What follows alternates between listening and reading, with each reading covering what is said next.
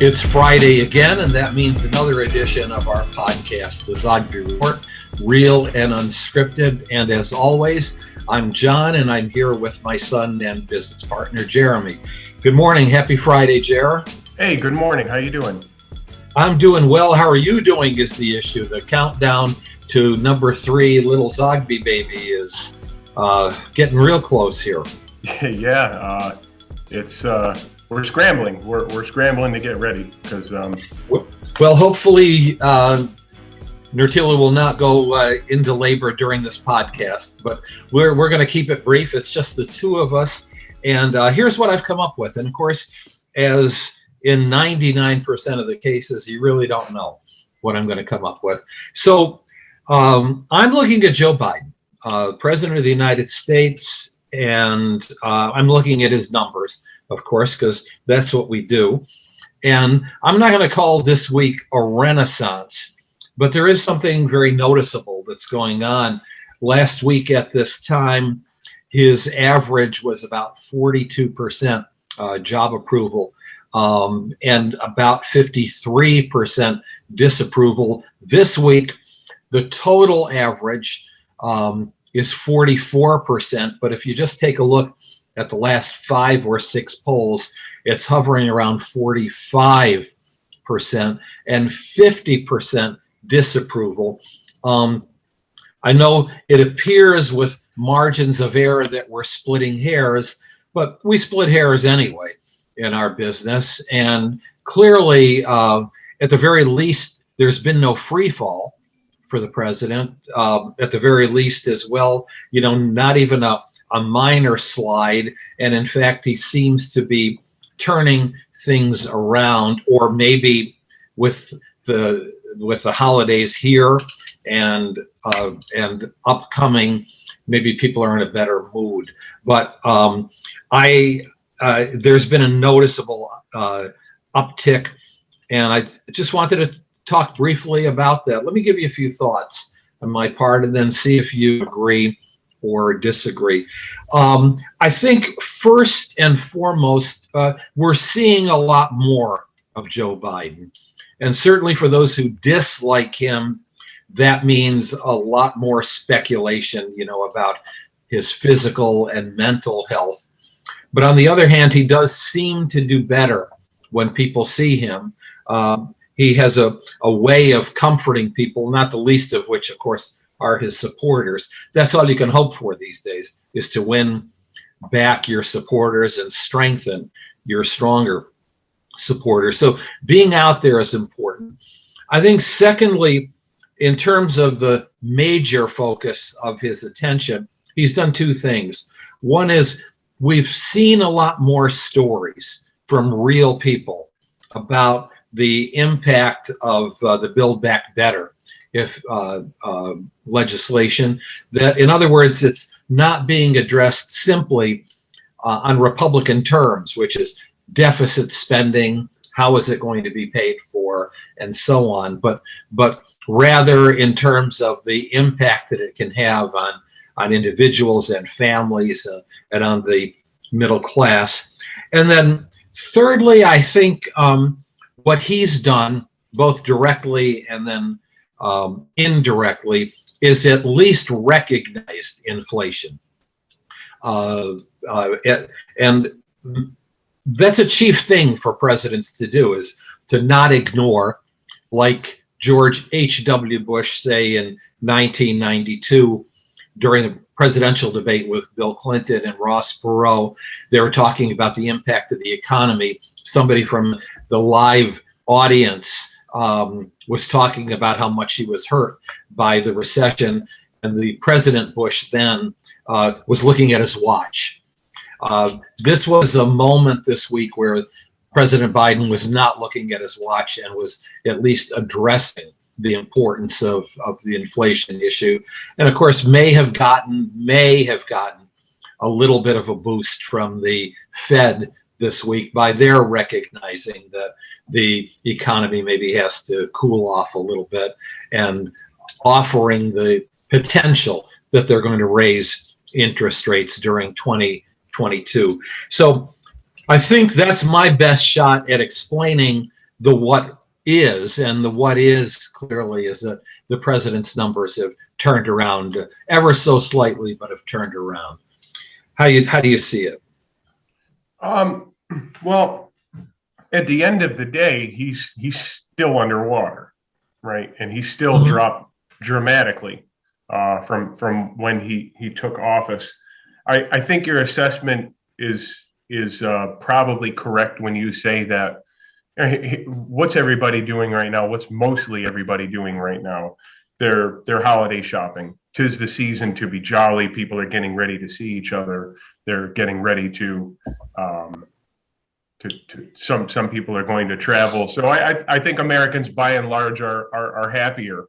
I don't remember if it was Jen Psaki or not, but the White House had communicated something to the effect a couple of weeks ago that Americans would just have to get used to learning how to live with less, and that's just not the best way to address the ever-growing problem of inflation. But you're mentioning the fact that he's talking about it more, he's addressing it more, and then of course the Fed has said that they would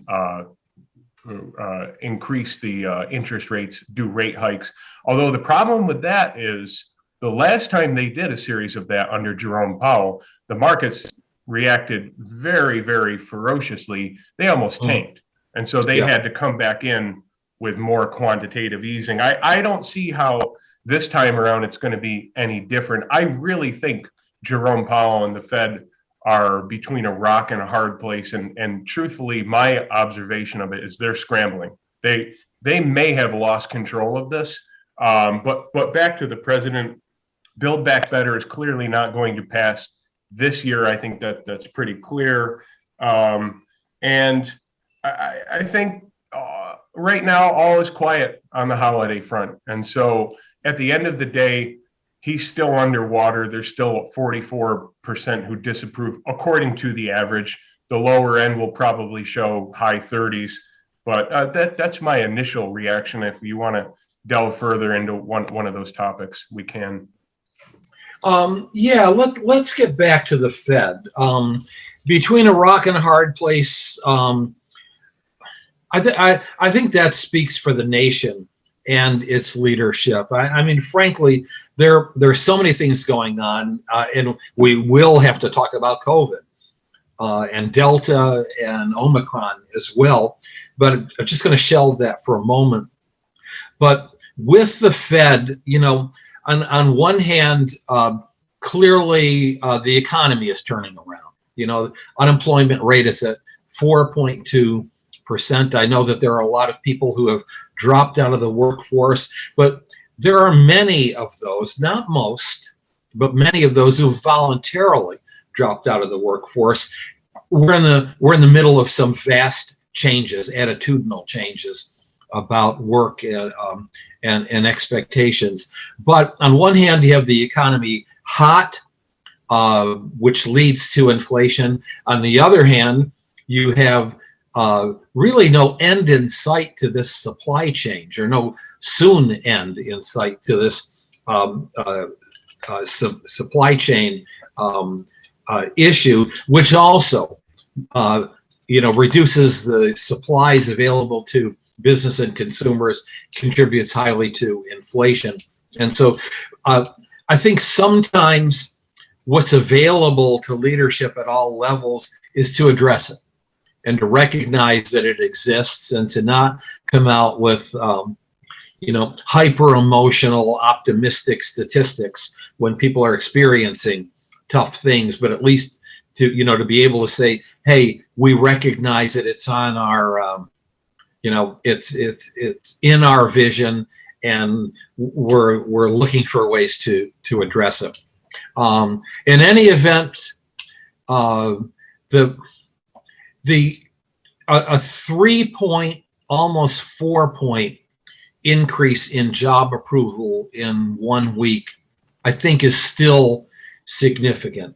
Let's put it this way: drowning is glug, glug, glug. Being in the negative column is glug. I think the president is 2 glugs this week. He's not drowning, but he still has a way to go in terms of his overall approval. One thing where he does get some credit is in a CNN poll. He's back up over 50%, 54% see him now handling the COVID crisis or approve of the way he's handling the COVID crisis. Everything else is at about 48 or 49%. Those are improvements as well. Well, you've often said that you're typically the optimist in the room. And that's not to say that I'm the pessimist. I think I've mentioned this before on the podcast that, there's the old adage, see the glass half full. And that's as if to say that the pessimist sees it as half empty. I think our job is to see what it is. It's a half a glass. It's a realistic view of it. And so when we talk about the numbers, the inflation, the CPI, the consumer price index, doesn't capture it. They're saying that inflation, if I remember correctly, is at 6%. There are others who say no, it's way higher. They've changed the way they've calculated it. If you go to previous measures, it could be as high as 14, 15%. It's the same thing with the unemployment rate. Yes, the unemployment rate has dropped to 4.2, which isn't bad. But the fact of the matter is millions of Americans are out of work. So essentially, we still have high unemployment. Now, yes, there are jobs available, but what is motivating people to not go to work? I think we know the answer to that. So I think we have to try and look at realistically what's going on. I have already alluded to it. I don't know that the Fed is going to be able to get this under control. We heard over the past few months drilling the word transitory, the inflation is transitory. And then most recently, Powell said, we may have to retire that word, ultimately signaling that inflation is here to stay. And when inflation is here to stay, you have to think of the old imagery of the frog in the boiling pot of water. Eventually, it's going to simmer. And so what they do, I don't know, but I still maintain they're in a rock and between a rock and a hard place. The last thing I'll say regarding COVID and Biden's numbers on handling it, and that those have shot up. We still have to listen to whether it's the other half of the country. I don't know if it's half or a major segment of the country. I was on local radio today, and I this morning, and I said, the number one rule in politics is to empathize with your opponent, which means you have to understand your opponent. And one of the traps, one of the things that a lot of politicians often fall into is they fall into the lure of the blame game, to blame their opponents and to charge it with politics. And so when we talk about COVID, Delta, Omicron, we immediately have to talk about the vaccinated and the unvaccinated. And the language coming from the president has clearly been, this is a pandemic of the unvaccinated. And I think that Biden has surrounded himself with people who only think like that. Yet the fact of the matter is there's all kinds of data coming out to show that that's not true. And it's not a good thing to pit the population against one another. That's a very potentially dangerous thing. So a lot of people have been hearing, no, this is a pandemic of the unvaccinated. What could you possibly be talking about? The Lancet, one of the oldest medical journals around, I think formed in 1823, they came out with an article a few days ago, maybe it was last month, saying stop stigmatizing the unvaccinated. In the article, and everybody should look at this, it's a quick read. They look at batches of cases in Massachusetts, they look at cases in the UK, and they look at cases in Germany, and they've come to the conclusion that the vaccinated are a significant part of the wave, whether it's the Delta or the Omicron. It's not a one and done. It's not just the Lancet. The Scottish Public Health came out with something. They said 85% of COVID deaths and the data they were looking at came from the vaccinated. 72% of hospitalizations came from the vaccinated. This isn't to say that we now need to blame this on the vaccinated. It's to say that it's a problem for both the unvaccinated and the vaccinated, and we shouldn't get into hypercharged language of pitting the population against each other. It's a very dangerous road to go down. Okay, so this is one of the areas where we disagree, and where I think the best that can be said is that maybe we're looking at two different sets of facts. I'm only going to just throw out there that you have an overwhelming number of men and women of science and of medicine who are responsible for treating this pandemic, many of whom are on the front lines and are watching it, not only studying it, but treating it. And these are not only their observation data that they've been collecting. So I see it less as blaming the unvaccinated rather than worrying that one of the major reasons why it's so hard to rein in this pandemic is that we have not achieved, the critical mass or the mass immunization that would be required to stem the growth, especially when there are new variants. Another issue, which is that Delta, that has even more serious symptoms, is the variant now that is causing the most new cases and causing the most new deaths, and that those numbers are not getting better. I'm just going to leave it at that. I hope you do too. We really disagree on this, but I do recognize, honestly, the legitimacy of your thinking. Send me that Lancet article. Yeah, I would really appreciate it. Now, speaking of numbers, we're going to have a podcast next week. I don't know when we're going to record it, simply because things are going on in your household. Yeah. But new numbers that we're going to have next week regarding the president, regarding the economy, regarding some politics.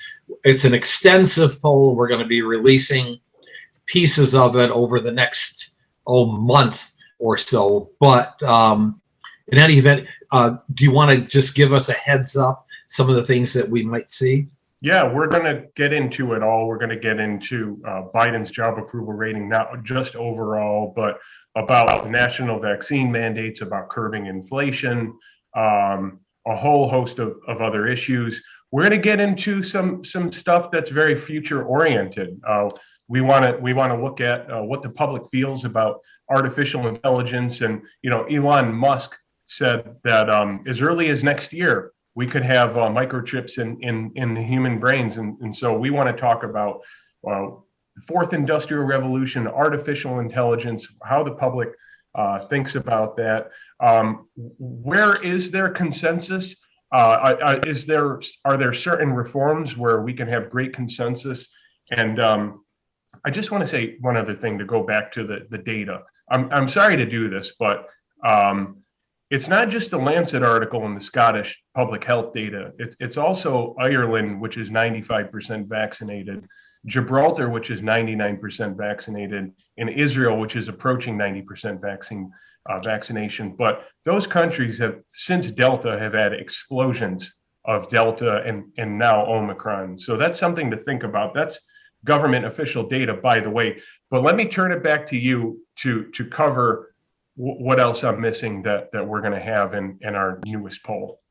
Well, really, it is broadly extensive, and we'll keep teasing it, through December into January, possibly even February. But let's end by saying that next week, folks out there are going to get the real numbers as to the president's job approval, as to at least for now, the prospects for Democratic majorities in Congress, Republican majority in Congress, and those sorts of political things that I know our viewers and listeners are interested in. And so with that said, we're not going to wish Merry Christmas yet, just Merry Christmas week, and we'll be back right before Christmas. Have a good week. Take care.